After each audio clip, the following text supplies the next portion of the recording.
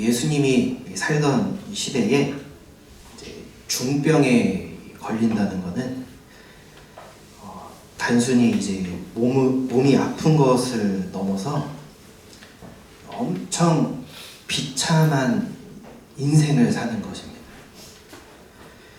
오늘날은 의학이 발전해서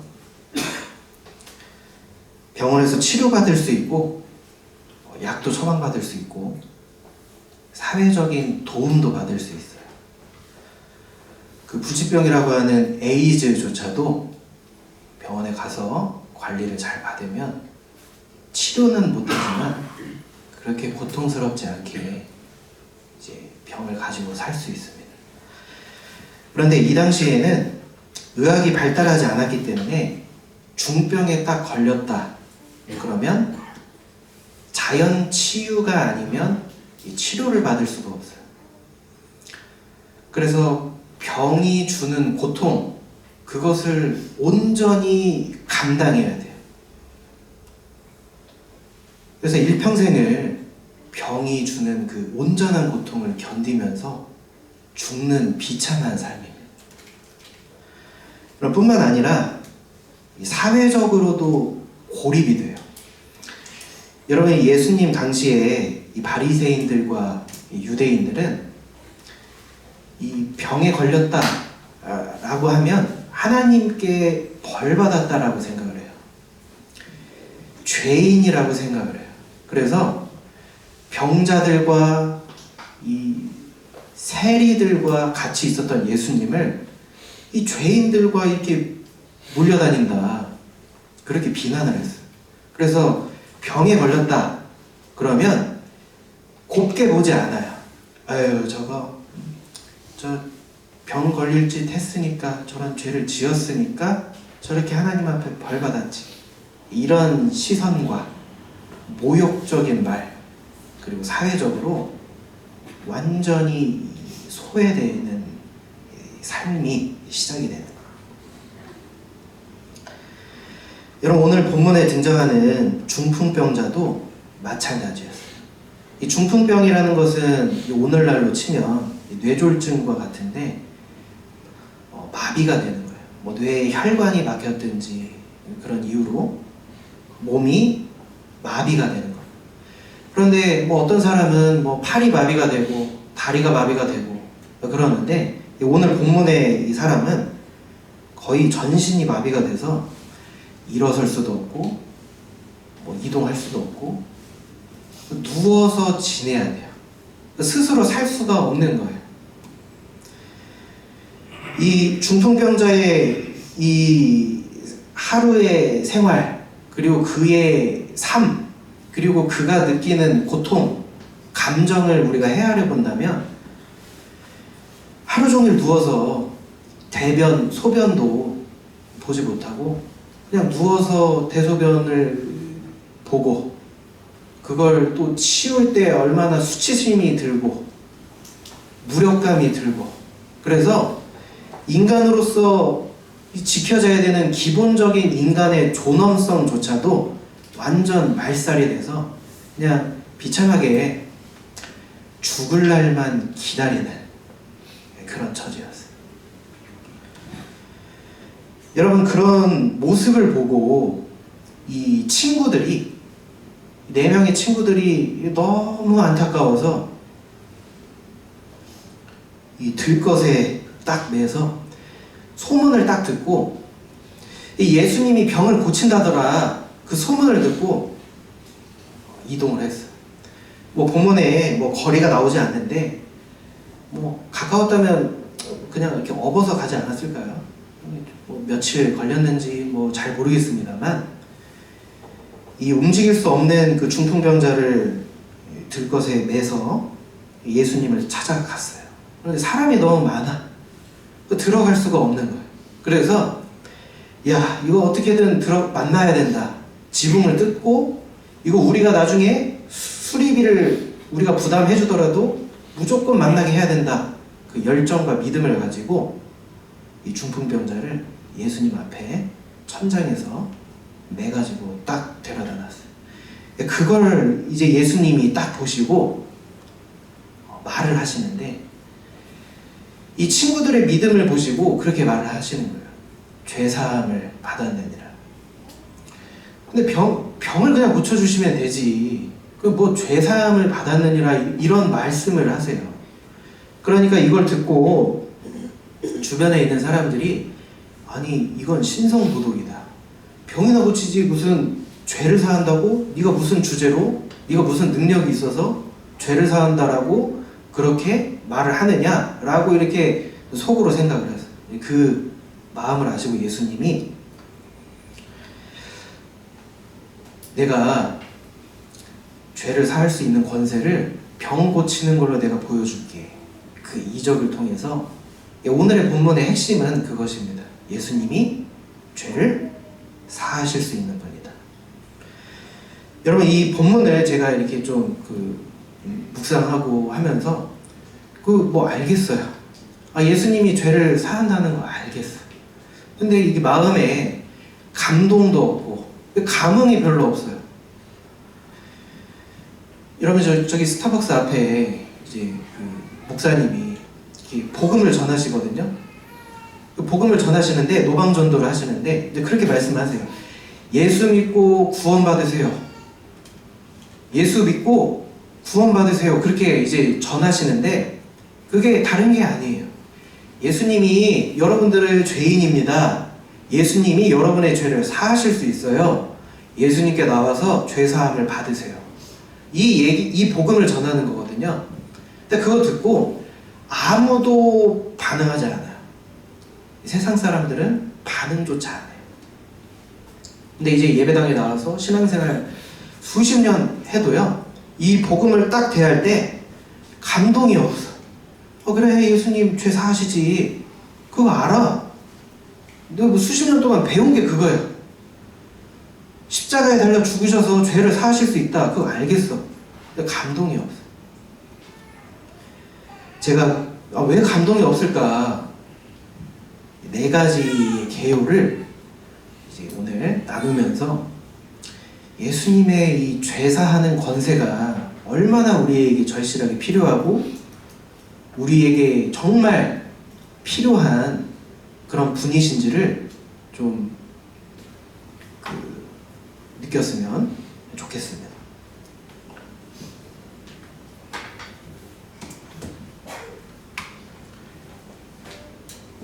첫 번째 개요는요,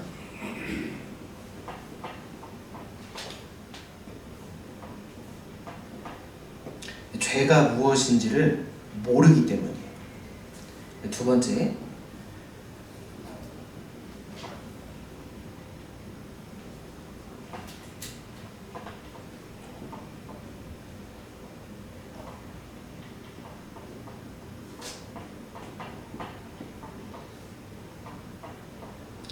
두 번째는 하나님께 내가 얼마나 큰 죄인인지를 느끼지를 못해요.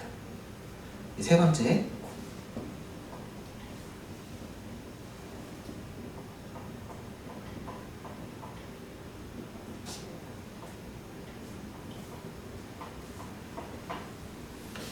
죄 때문에 내 인생이, 내 삶이 얼마나 지금 고통받고 있고 파괴가 되고 있는지 몰라요. 네 번째,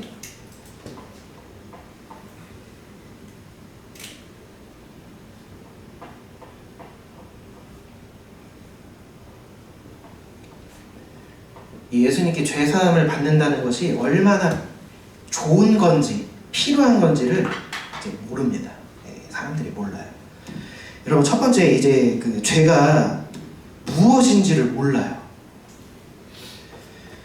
이 죄라는 것을 정확하게 이 의미를 이해를 하셔야 되는데요. 이게 추상적이에요. 죄라는 것을 뭔지를 모르는데 일반적으로 세상 사람들 그리고 이제 심지어 여기 교회 나와 계신 이제 성도님들도 죄라는 것이 무엇이냐 보통 이렇게 생각을 해요.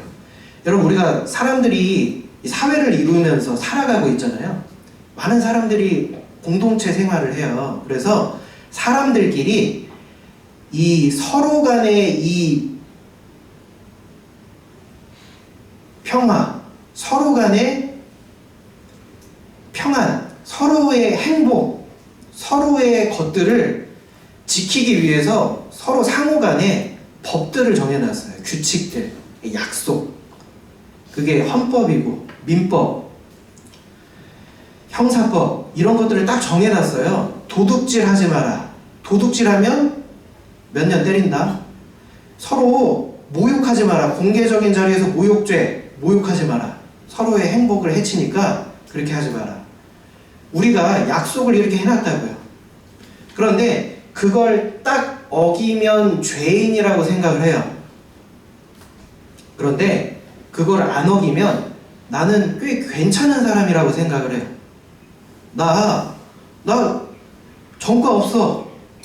나 다른 사람한테 피해 안 줘. 자, 여기에 플러스 여러분 기본적으로 사람의 양심에 그게 있어요. 도덕적인 윤리의식이 있어요. 학생이면 적어도 학생의 도리는 이런 거야 라는 게 있어요. 사람들의 뭐 이렇게 법으로 정해놓고 뭐 이렇게 규칙으로 정해놓지 않아도 부모로서 어떤 도리를 해야 한다. 자식이라면 어떤 도리를 해야 된다. 이런 사회 통념적으로 이 인간들 사이에서 기본적으로 그런 이 선들이 있어요. 기준. 근데 이거를 내가 벗어나지 않으면 괜찮은 사람이라고 생각을 해요. 나는 그래도 선한 사람이야. 나는 죄인이 아니야. 그런데 여기 교회에 나오시는 성도님들은 이게 자기 죄인이라고 하잖아요. 이 교회에서. 그러니까 저는 죄인입니다 라고 하면서도 뭐가 죄인지를 몰라요. 여러분, 이 죄는요, 지금 제가 말씀드린 이런 개념, 기준은 인간의 위치에서 생각하는 거예요. 인간의 위치에서. 딱 이 위로 생각하지 못해요. 딱 여기 인간의 위치에서 죄를 규정하고 이게 죄라고 생각을 하면 절대 이 하나님 앞에서 이 죄가 무엇인지를 몰라요. 자, 누구 입장에서 생각을 해야 될까요? 하나님 입장에서 생각해야 돼요. 하나님 입장.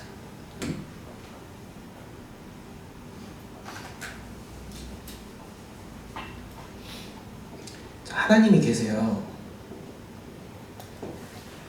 자, 죄라는 건 이렇게 규정할 수 있어요. 여러분, 제가 국을 먹으려고 국그릇을 딱 샀어요. 가게에 가서 국그릇을 딱 샀어요. 뭐 하려고요? 국 담아 먹으려고요, 집에서.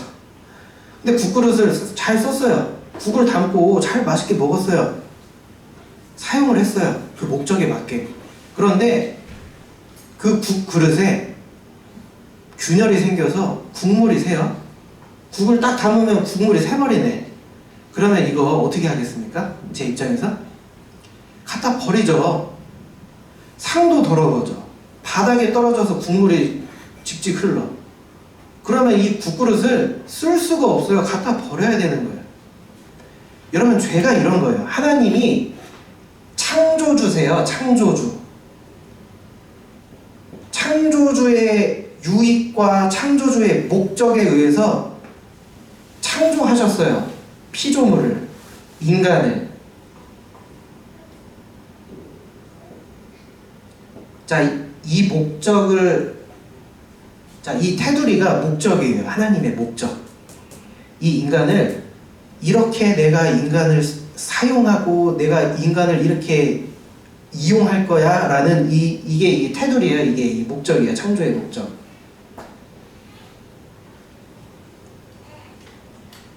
자, 그런데 여기에 딱 벗어나면 이게 뭐라고요? 죄예요. 이게 하나님 입장에서 죄라고. 사람을 때리고 사람을 욕하고 사람을 죽이고 이런 게 죄가 아니고요. 그걸 다 포괄적으로 이해하는 개념은 하나님의 창조의 목적에서 벗어나는 게 죄예요. 그런데 여러분, 하나님은 선하셔서요. 하나님은 선하신 분이에요. 인간을 그냥 딱 만들어 놓고 그냥 뭐 도축장에 돼지처럼 그냥 이거 죽여가지고 잡아먹고 이런 그렇게 악하게 자기 유익만을 위해서 이렇게 인간을 창조하신 분이 아니시고요. 선한 분이시기 때문에 선한 목적으로 인간을 사용하시고 행복을 누리시고 그런 목적을 이루기 위해 인간을 창조하셨어요. 자, 그러면 이 창조의 목적이 뭐냐는 거예요. 목적. 하나님이 인간을 왜 창조하셨고 만드셨냐? 간단히 설명하면, 여러분, 하나님이 성부 하나님, 성자 예수님,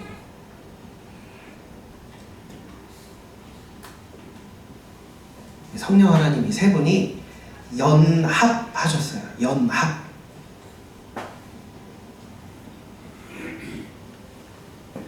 이 연합을 하시니까 너무 좋으신 거예요. 이 연합이라는 게 뭐냐면 서로 최고로 서로 사랑하는 거예요. 최고로.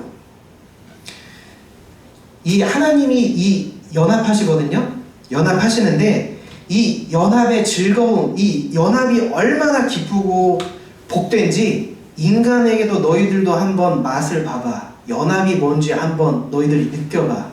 라고 해서 우리 뭐 하셨어요? 결혼을 통해서 둘이었는데 하나가 되게 하셨어요. 여러분, 성경의 개념이, 창조의 목적이 뭐냐? 연합하시려고 하시는 거예요. 연합. 사람과 이 하나님이 연합하셔서 뭐 하는 존재? 서로를 최고로 사랑하는 관계, 이 연합의 관계를, 자, 이게 목적입니다. 연합. 이걸 하시려고 했어요. 그런데 로봇처럼 그냥 딱 프로그래밍해서 너는 나를 최고로 사랑해라, 나보다 사랑하지 마라, 이렇게 딱 프로그램 해놓으면 이게 의미가 있나요? 의미가 없잖아요. 로봇도 아니고. 그래서 자유의지를 줬어요. 뭐 할 수 있어요? 하나님을 사랑할 수도 있어요. 또 뭘 선택할 수 있어요? 하나님을 미워할 수도 있어요. 그리고 이 연합과 이 하나님의 이 목적이 사랑의 나라를 만들기를 원하셨어요. 연합. 단수가 아니라, 성부 하나님 단수가 아니라 성자 예수님도 계시고 성령 하나님도 계시고 질서를 따라서 이 하나님의 나라 그 자체가 연합인데 모두가 서로를 사랑하는데 사랑하는 나라를 만들기를 원하셨어요. 그 법이에요. 이 나라의 법. 이 나라의 규칙이에요. 그런데 사랑할 수도 있고 사랑하지 않을 수도 있잖아요. 그래서 이 테두리를 계약으로, 선악과 계약으로 묶어두신 거예요. 하나님이 인간을 창조하실 때 처음에 하나님처럼 창조했어요. 하나님의 형상을 따라. 외형만 아니라 마음도 선한 존재로 창조를 하셨어요. 그래서 무슨 법과 규칙이 필요 없어요. 뭐만 하면 돼요. 그냥 자연스럽게 옆에 사람을 사랑하게 돼요. 법이 필요가 없어요.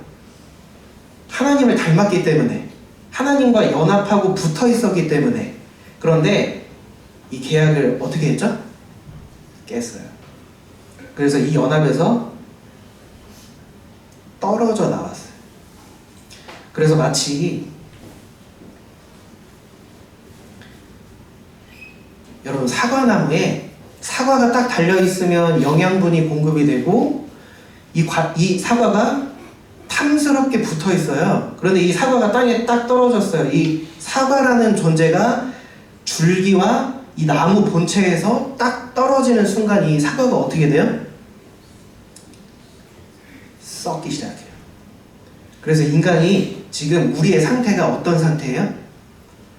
망가진 상태예요. 이걸 타락이라고 해요. 타락.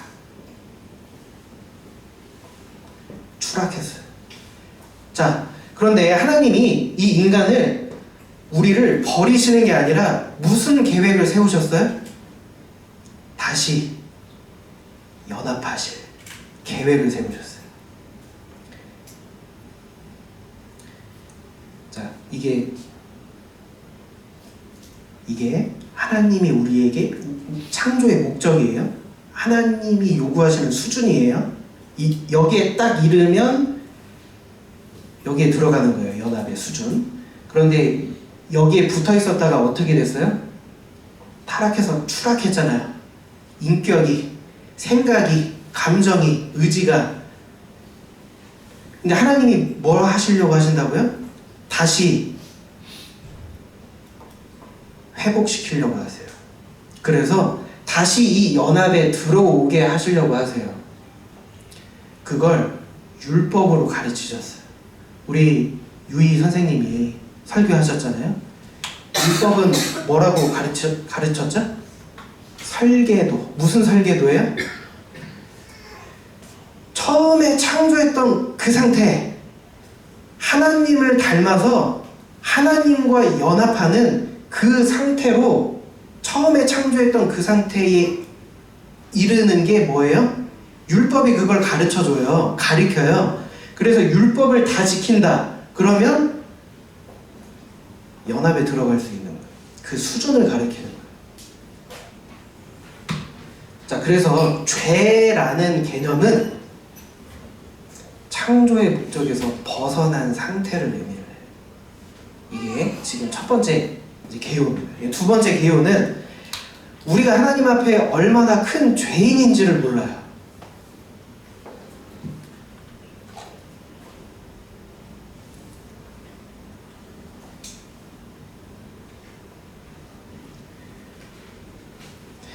여러분, 우리가 어떻게 이제 나 자신을 판단하냐면 옆에 사람을 보고 비교하고 나를 판단해요. 옆에 사람 보고. 자, 기준이 뭐예요? 기준이 여기예요. 여기. 근데 여기에 있어요. 사람들이. 근데 옆에 있는 사람을 보고 자기 자신을 판단한다고요. 어우, 저거 저렇게 사기치고 돌아다니더니 깜빵 들어갔구만. 나는 건실하게 잘 살잖아. 나는 남한테 피해 안 주면서 살잖아. 아우, 저 옆에 사람 보니까 이게 성격이 그냥 저렇게 생겨가지고 옆에 사람한테 상처 주고 피해 주고 돌아다니네. 아유, 저거. 그러면서 자기는 비교적 괜찮은 사람이라고 생각을 해. 기준이 이게 맞나요? 기준이 안 맞아요. 옆에 있는 사람을 보고 판단하면 안 맞아. 그러니까 자기가 하나님 앞에 얼마나 큰 죄인인지를 못 느껴요. 어디를 봐야 느낄 수 있어요? 여기를 봐야 느낄 수 있는데, 여기.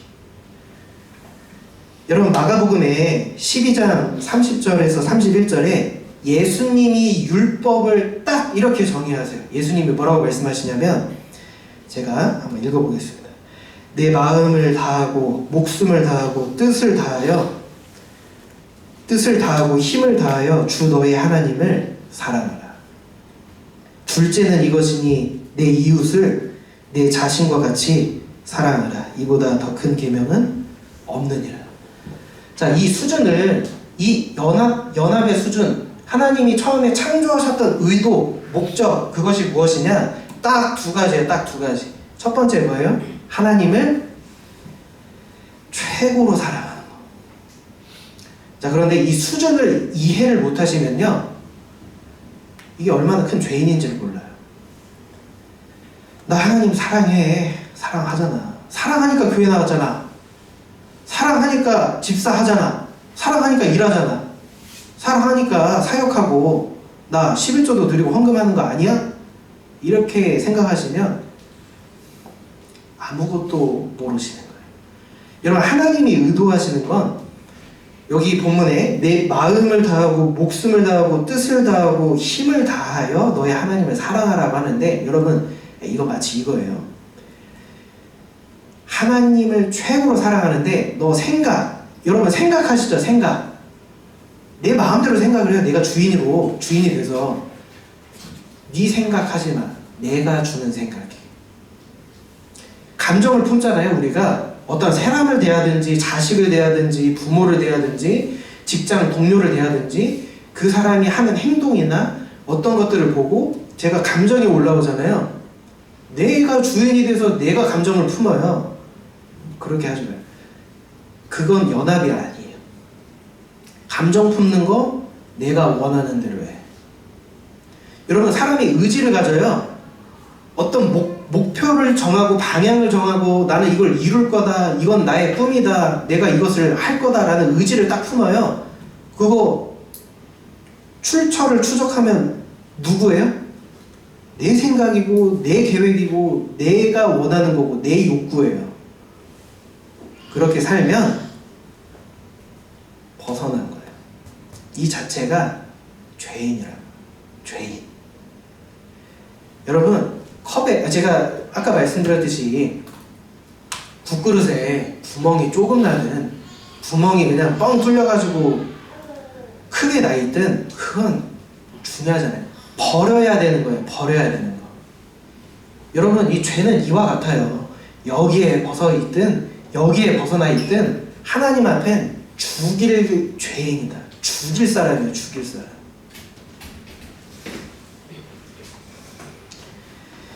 여러분, 두 번째, 이 율법, 이 하나님이 원하시는 수준은 하나님을 그렇게 생각하는 거예요. 내 생각도, 내 감정도, 내 의지도, 내 일생 전체도, 내가 가진 모든 소유도 하나님을 위해서, 하나님이 원하시는 대로, 하나님의 유익을 위해서 다 드립니다. 통째로 다 드릴게요. 예수님이 하셨던 것처럼, 예수님이 성부 하나님께 그렇게 사랑하셨던 것처럼 그 수준을 우리에게 요구하세요. 자, 두 번째 요구하시는 게 대상이 누군가요? 이웃이에요. 이웃. 여러분, 이 율법은 원수를 사랑하는 거예요. 원수. 지극히 작은 자를 사랑하는 거예요. 그런데 우리는 스스로 생각하기를 나 사랑 많아. 나 인자한 사람이고 나 사랑하는 사람이다.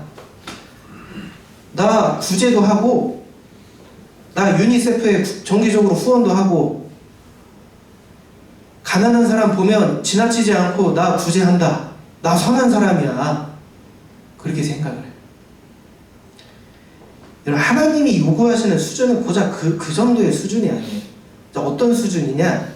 원수조차도 사랑하는 수준이에요. 그런데 우리의 이 수준은 어느 수준이냐? 나하고 성격이 안 맞아. 나랑 같이 있으면 고통스러워. 그러면 그냥 제껴버린다고요. 너 같은 교회에 있어도, 같은 회사에 있어도, 심지어 가족도, 같은 집안의 공간에 있어도 당신은 아웃, 제외. 그렇게 마음으로 이미 그렇게 품어요. 가족도 나하고 안 맞으면 거리를 두고 너는 네 인생 살아, 나는 내 인생 살게.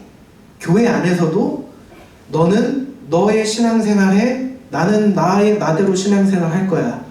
교회 안에서도, 직장에서도 나한테 조금만 불편하게 하고 나한테 피해를 주고 나한테 성가시게 불면 제껴버려요. 그러면서도 하나님 앞에 하나님, 전 하나님의 자녀입니다. 이게 안 맞는 거예요. 안 맞는 거예요. 이걸 모르기 때문에 이걸 옆에 사람 보고 판단하니까 내가 비교적 하나님 앞에 의인인 것 같은 거예요. 여러분, 기준은 성경을 근거로 판단하고 예수님의 말로 판단하고 하나님이 인간을 어떤 수준으로 처음에 창조했는지를 보고 율법이 무엇을 어떤 수준을 가리키는지를 보고 나를 비교해 봤을 때 진짜 나 자신을 율법을 놓고 판단하면 하나님 앞에 고개를 들 수가 없어요. 고개를 들 수가 없어요. 얼마나 큰 죄인인지를 몰라요. 그러니까 감흥이 없는. 여러분, 세 번째 개요입니다. 여러분, 죄로 인해서 우리가 얼마나 고통받는지를 몰라요.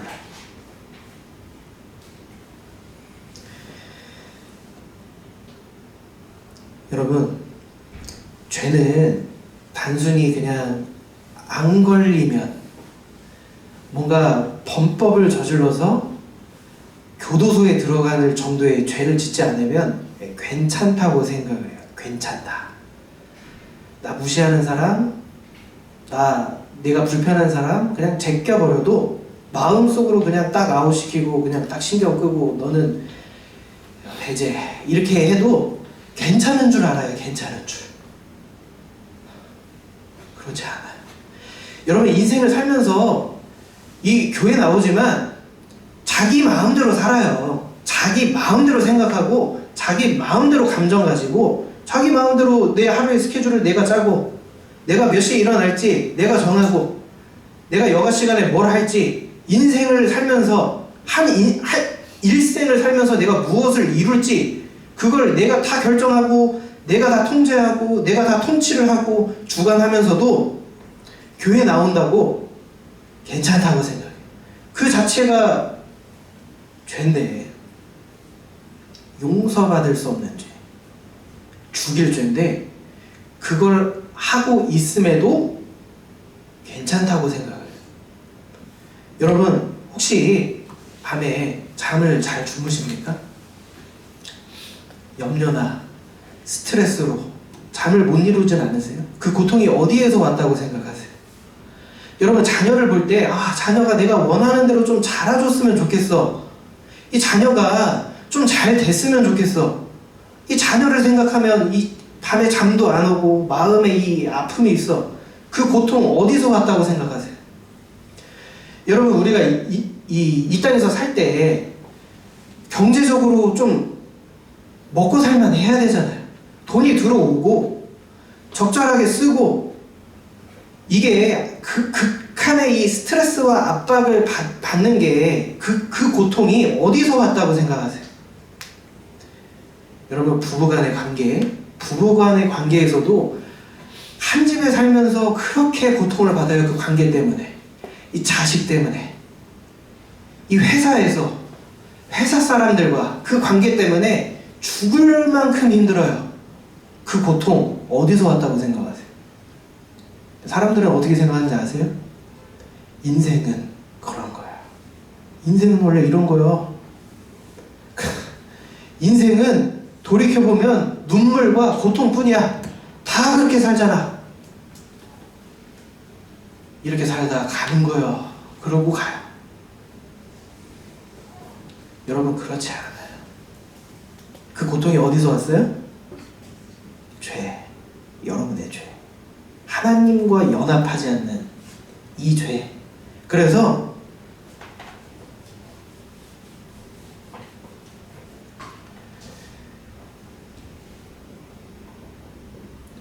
우리가 하나님 앞에 죄인이에요. 죄인. 하나님은 어떤 존재로 우리 앞에 있으세요? 재판장이세요. 재판장. 여러분, 재판장에 가보진 않았지만 판사와 이 죄수와의 관계는 어떤 관계예요? 판결을 통해서 처벌을 내리는 관계예요. 처벌. 하나님이 이 세상의 재판장이시고 판사세요. 집행을 하세요. 집행을 하세요. 처벌을 하세요. 그 고통이 죄에서 온다고요. 죄에서. 여러분, 이렇게 딱 표현할 수 있어요. 이렇게. 여러분, 북한의 왕이 누구예요? 김정은이에요. 북한에서 김정은과 원한 관계로 북한에서 살아야 된다라고 하면 살 수 있으시겠습니까? 고통스러울까요? 아니면 편안할까요? 지옥만큼 힘들 거예요. 이 북한에서의 삶이. 여러분, 성경에서는 하나님과 우리의 관계를 그렇게 말해요. 마음으로부터 원수이다. 원수예요, 원수. 우리는 죄인이고 하나님은 재판장이세요. 여러분, 우리가 이 세상을 살아가는데 이 세상의 주인이 누구예요? 북한의 왕은 김정은인데 이 세상의 온 우주의 주인이시고 다스리시는 분은 하나님이세요. 그런데 우리가 이 땅을 밟고 하나님이 창조한 이 땅을 우리가 밟고 살고 하나님이 창조하신 저 하늘을 보고 사는 우리가 하나님 앞에 원수라고요. 그러면 이 땅에서의 삶이 평안하겠습니까? 아니면 고통스럽겠습니까? 당연한 거 아니에요? 고통스러운 거예요. 절대 평안할 수 없어요.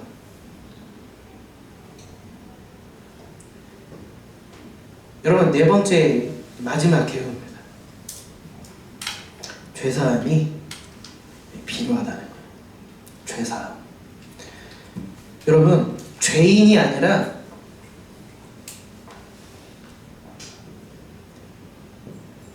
자녀. 하나님이 돌보시고 하나님이 귀하게 여기시는 자녀의 신분으로 우리가 돌아가야 돼요. 하나님은 우리의 뭐가 되세요? 아버지가 되세요.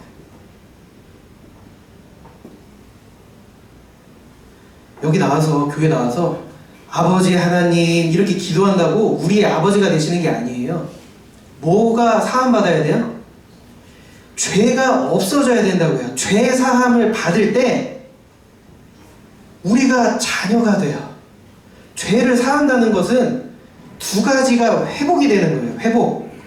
여러분, 오늘 본문에 야, 네 친구들을 보니까, 믿음을 보니까 내가 너의 죄를 사하노라, 이렇게 말씀하셨어요. 근데 못 믿잖아요. 야, 말만 하네? 나도 그렇게 할 수 있어. 나도 너의 죄를 사하노라. 나도 할 수 있어, 말로는. 근데 오늘 본문에 예수님이 뭘 하셨어요?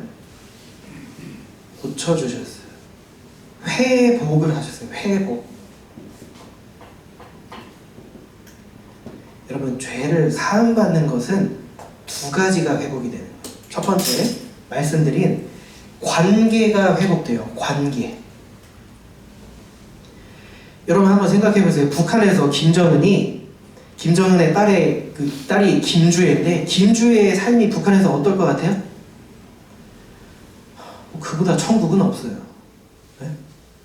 얼마나 자기 자식을 돌보고 아끼고 지원하고 든든하게 지원을 해주겠어요. 하고 싶은 거 다 해. 다 사줄게. 네 마음대로 해. 그렇게 키우지 않겠어요? 여러분, 이 땅에서 살 때 하나님의 자녀가 된다는 건요, 그렇게 생각해요. 이 신앙생활 이렇게 많이 하시다 보면 그렇게 생각해요. 나를 굴리는 존재, 나에게 일시키는 존재, 나를 힘들게 하지 말라고 이게 제약을 거는 존재, 못하면 두드러 패는 존재. 하나님은 그렇게 생각을 해요. 신앙생활을 하면서도 아버지고 나를 돌보는, 나를 사랑하는 부모라고 생각을 하지 않아요. 그렇지 않아요. 하나님은 우리의 아버지가 되세요. 여러분, 보민이가 저를 생각할 때, 수아 보민이 도아가 저를 생각할 때 어떤 감정을 가지겠어요? 제가 자식들을 돌보잖아요. 먹을 거, 입을 거, 교육시키고 학교 보내고, 사랑의 감정을 충족시켜주고 사랑해주고 아껴주고 하잖아요. 하나님이 그 위치라고요. 여러분, 로마서에 그렇게 말해요. 우리가 하나님과 화평을 누리자. 화평을 누릴 수 있어요. 여러분, 두 번째가 무엇이 회복되냐?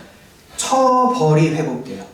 오늘 본문에 죄로 인해서 주어진 그 중풍병이 해결이 됐어요. 없어졌어요. 회복이 됐어요. 일어나서 네 침상을 가지고 일어나 가라. 죄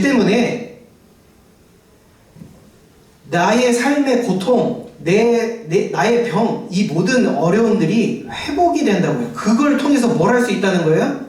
우리가 죄사함의 권세가 있구나, 예수님이. 뭘 통해서요? 회복. 그러면 바꿔 말하면 무슨 의미를 가지는 거예요?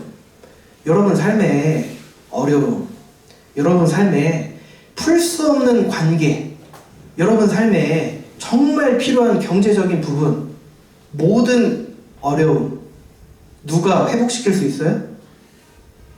하나님과 예수. 예수님이 회복시킬 수 있다는 걸 오늘 본문에서 이적을 통해서 보여주셨어요. 그럼 우리는 뭐 하면 돼요? 죄사함을 받으면. 여러분, 제가 그 사회생활을 이렇게 하면서 영업하면서 정말 스트레스를 받았어요. 스트레스. 이 매출을 이렇게 팔아야 이 월급이 이 정도 나오는데 이 정도는 받아야 내가 이렇게 생활이 될 텐데, 그래서 월 초만 되면 야, 이번 달 어떻게 하지? 이번 달 어떻게 이렇게 팔 수 있을까? 열심히 일했어요. 열심히 일해도 안 되는 경우도 있어요. 스트레스 받는 거예요. 그런 적도 있어요. 뭐 예를 들어서 3월 30일이에요. 3월 30일이 또 금요일이에요.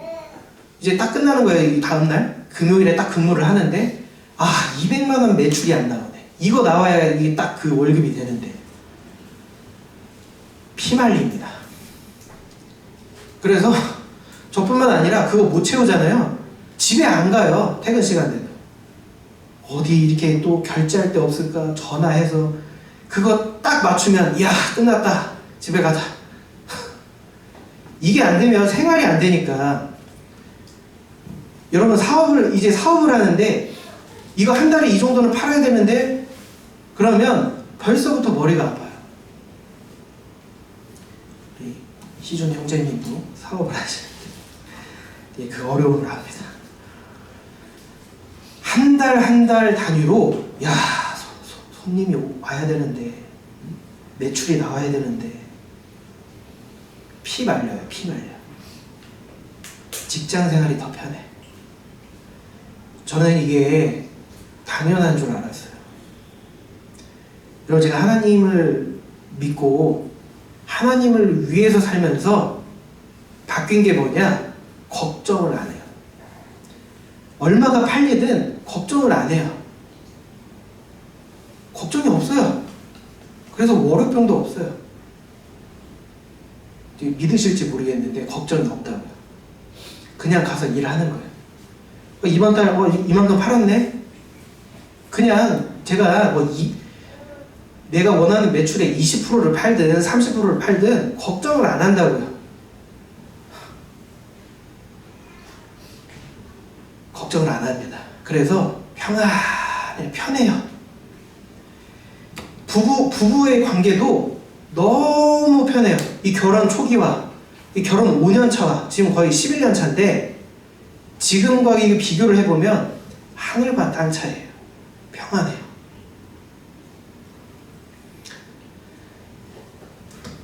여러분, 저는 느껴져요. 하나님이 나를 돌보시는구나. 하나님의 사랑이 느껴진다고요. 그래서 신앙생활을 하는 거예요. 여러분, 사랑을 받는다는 것은, 여러분, 첫 번째, 여러분, 심각한 죄 있잖아요. 심각한 죄. 이건 내가 하나님을 믿는 사람으로 이건 절대 하면 안 된다. 이 죄 있잖아요. 도둑질일 수 있고 사기를 치는 걸 수 있고, 그런 심각한 죄를 당장 멈추는 거예요. 회개하셔야 돼요. 자, 그리고 그것도 중요하고 더 중요한 건, 여러분, 제1계명이 뭐예요? 제1계명? 내 하나님을 사랑하는 거. 여러분, 하나님을 사랑하는 거는 여기 선물 보따리 가져오고 현금 보따리 가져오고 그런 게 하나님을 사랑하는 게 아니에요. 하나님을 사랑한다는 것은, 하나님, 제가 주인이 돼서 내 마음대로 인생을 살았어요. 내가 생각을 하는 거 내 마음대로 했고, 내가 감정을 품는 거 내 마음대로 했고, 내가 의욕을 가지고 어떤 결정들을 하고 선택들을 하고 목표를 세우고 하는 그 모든 것을 내 마음대로 했어요. 하루를 내 마음대로 살았어요. 일주일을 내 마음대로 살았어요. 나의 필요와 내가 해야 하는 것들과 나의 유익을 위해서 살았어요. 하나님, 이제 하나님을 위해서 살게요. 말씀하시면 순종하겠습니다. 생각, 하나님이 주시는 생각할게요. 하나님이 주시는 감정 내가 품을게요. 하나님이 하라고 하시는 거 제가 그거 의욕을 가지고 제가 결정을 내릴게요. 하루를 어떻게 살까요? 아침을 무엇을 하면서 보낼까요? 회사 갔다 와서 제가 무엇을 할까요? 디테일한 것뿐만 아니라 하나님, 제 인생을 무엇을 하다 하나님 앞에 갈까요? 나의 모든 것을 하나님 앞에 드립니다. 이게 회개예요. 이게 여기로 들어가는 거예요. 수준이 바뀌지 않아요. 여전히 내 생각대로 살고 여전히 내 감정을 가지고 사는데 그 마음의 중심에 고백을 하면 하나님이 재판장이 아니라 여러분의 아버지가 되어주세요. 연합이 된다고요. 그래서 여러분, 저는 좀 안타까워요. 아니, 저렇게 고통스럽게 살지 않아도 되는데, 저렇게 스트레스 받으면서 염려 속에서 피가 마르고 뼈가 마르면서 가족 간의 관계에, 직장 생활에서, 모든 관계에서 그렇게 고통받지 않고 살아도 되는데 그 원인을 모르는데 이 예수님은 죄 때문이야. 중풍병 걸린 거 죄 때문이야. 내가 그 죄 사해줄게. 여러분, 죄는 하나님을 떠나서 사는 겁니다. 그럼 마지막으로 이제 말씀을 맺겠습니다. 여러분, 여러분의 인생은 평안하십니까? 하나님과 화평을 누릴 수 있는 길이 있어요. 우리가 오늘 그 길을 들었는데 내가 하나님과 어떤 관계인지를 돌이켜보시고, 나도 그렇다면 하나님이 나의 아버지가 되어주고 하나님이 나의 모든 필요를 채워주고 모든 염려를 해결해 주시는 그분으로 내가 그런 관계를 내가 만들고 싶다. 그런 마음으로 이 시간 잠시 기도하겠습니다.